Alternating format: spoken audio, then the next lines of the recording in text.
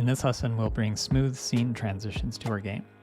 A start scene will be added in addition to the existing gameplay scene. We will develop a scene transition class, which will move us from the start scene into the gameplay scene, and then as a win is detected, move us back to that start scene. This will include a gentle introduction into the animation player, which will give us a fade in, fade out animation between those scenes.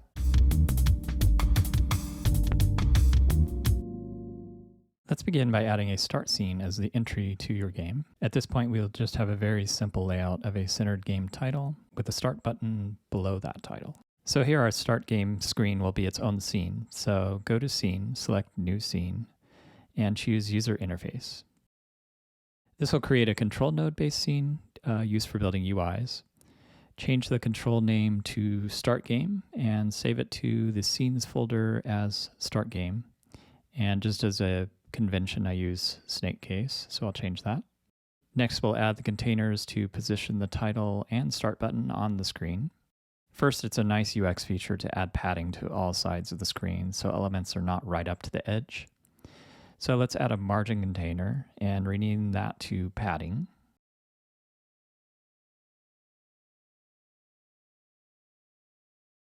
For layout of this margin container, select the full rect option so it occupies the entire viewport.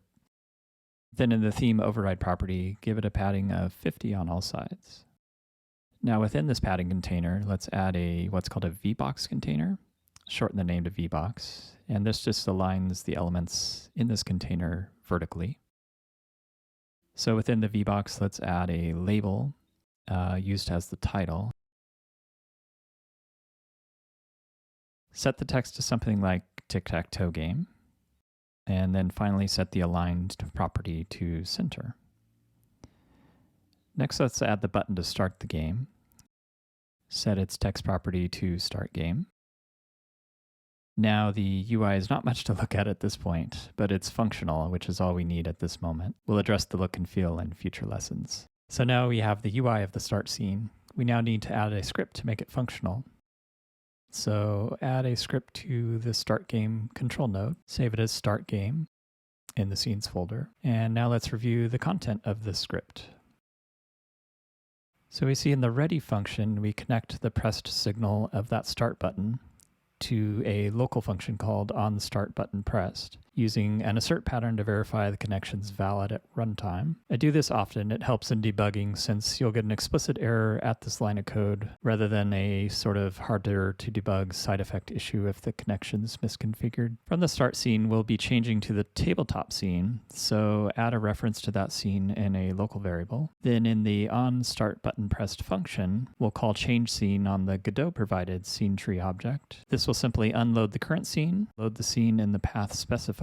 In this case, that's the tabletop scene. So that's it. That's all the code we need for start game at this point.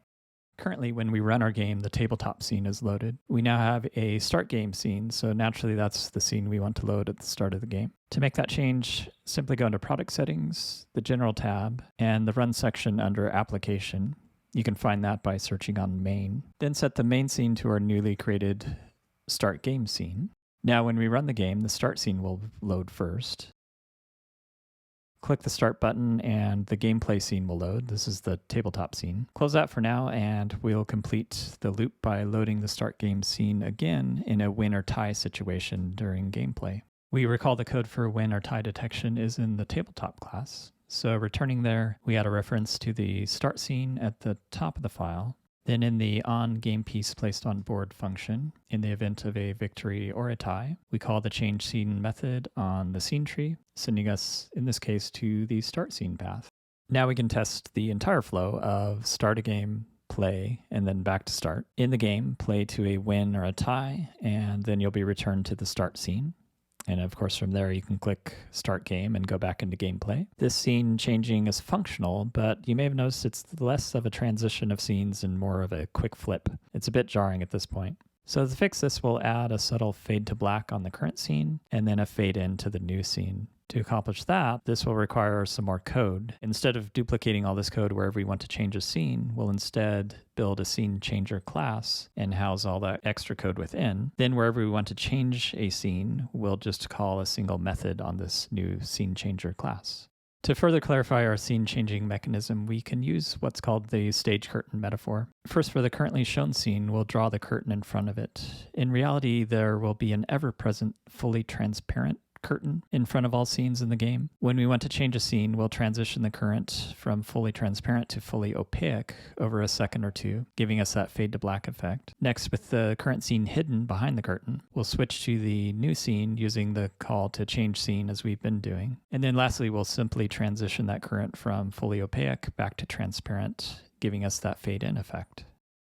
So our scene changer with this curtain metaphor will be a scene of its own, and typically in Godot you can only have one scene running at a time. A way around this is to use what's called an autoload. So to enable our scene changer to be available from any scene, we'll designate it as an autoload. This instructs Godot to run the scene changer in sort of a global space outside the current running scene. Thus it's not destroyed when the current scene is unloaded. So let's go ahead and create that scene.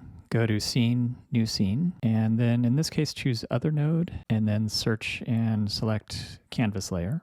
So a canvas layer adds a separate 2D rendering layer for all of its children and grandchildren. By default, it draws just above the viewport, giving us a place to render our scene curtain in this case. Okay, so in our case, let's change our canvas layer's name to SceneChanger. And since this is going to be an autoload, I save it to a globals directory and call it SceneChanger. I just do that from convention to keep track of autoloads. So to designate this scene as an autoload, just simply go to Project Settings, and then the Autoloads tab. And then from there, we find our SceneChanger and click Add, and it should enable it. And that's all we need. So now this is an autoload. The scene will be in a sort of universally global space that's accessible from anywhere in our code. And more importantly, it will survive scenes being loaded and unloaded, which is what we need in our case. Okay, so let's implement our scene changing functionality. First, add a component to act as a curtain to draw across the viewport as we change scenes. Add a child node to SceneChanger of type colorRect and change its name to curtain. And then set the layout to full rect so it will cover the entire viewport. In the properties, let's set its color to black. Now we'll add what's called an animation player, which gives us the ability to transition between two states. In this case, it would be from the current being transparent to it being opaque. So this is a very gentle introduction to animation players, which is a vast topic and one that's crucial to video game creation. So I encourage you to investigate it further on your own. So on the top SceneChanger node, click Add Child and add a child of type Animation Player. This will add a tab at the bottom of the screen. So in that tab, click Animation, click New, and let's call it Fade. Then we can now add an animation track to manipulate the transparency of the curtain's alpha channel, which is its transparency essentially. Click Add Track, make it a property track. Select the curtain node, and of the curtain node, then choose the color property. Leave the track time at 1 second. This is how long the animation will take to play. So with the playhead set to 0 seconds, go to the curtain color property in the inspector and set its alpha to 0. Then click the small key icon and you'll see a keyframe appear in the animation track, a little block at that 0 second mark. Now move the playhead to the 1 second mark. This is the end of the animation. Again, go back to the curtain's color property in the inspector. And now let's set the alpha back to 255. And then again, click that key icon and we'll see a keyframe appear at the 1 second mark in the animation player. And that's it, you're done. So move the playhead to 0 and then click play and you'll see the screen fade to black. Now let's add the code to utilize this animation player and implement the changing of scenes. So let's add a script to SceneChanger and save that as global SceneChanger. Again, our curtain is always over the viewport. It's just typically transparent. So by default, this would cause it to interfere with mouse clicks. It would intercept them and not allow us to interact with the scene. So to counter this, in the ready function, we tell the curtain, or the canvas layer in this case, to ignore mouse clicks by setting its mouse filter property to mouse filter ignore. Then in the scene change function, we first draw the curtain by playing the fade animation in. But at this point, we want to wait for that animation to complete before moving forward. So we make a call to the Godot built-in function known as yield. Technically, yield is how GDScript implements coroutines, which you may have heard of in other languages. This is a bit of an advanced topic. You can read more about it in the documentation, but for our purposes, we use it as a method to pause code execution until a specific signal is received. In this case, it'll be the animation finished signal.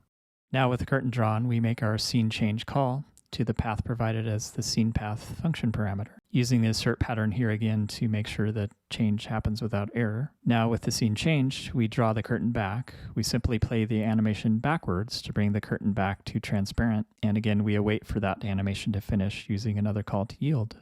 So that's everything we need for SceneChanger. So with SceneChanger implemented, we can replace the SceneChange code in Start Game and Tabletop. Again, since we configured SceneChanger as an autoload, we can refer to it anywhere we need it simply as using SceneChanger.changeScene. So beginning in the Start Game script, we replace the direct calls of getTreeChangeScene with that of a call to SceneChanger.changeScene. You'll notice we don't need the assertion pattern here anymore since that's centrally implemented in the SceneChanger class. Then finally in the tabletop script, we replace the direct calls to getTreeChangeScene with again those of SceneChanger references. So now when you play the game, you'll see smoother transitions from the start game menu into gameplay, and then again at the end of gameplay back to the start game menu. This is better than what we had when we were not using Animation Player to give us those fade in, fade out transitions. The additional benefit of our SceneChanger class is our scene change code is centrally located. As we make changes to how we transition scenes, adding new effects, we will only need to alter the code in one place, and that will be reflected in all areas where we change scenes. So congratulations, we are that much closer to having what is considered a complete game. We have the foundations of the expected game flow state. So we start with a start scene, of course, click Start Game, go into gameplay, and at the end of gameplay, we transition back to the start game. So we have smooth transitions between scenes, but beyond that, it's a bit rudimentary at this point. But in future lessons, we'll add more polish to that game flow. In addition, we'll add a end scene that shows some simple player stats. Thus far, we've only been supporting two-player game flow, but in the next lesson, we'll add a simple computer opponent, which will give us that single-player experience.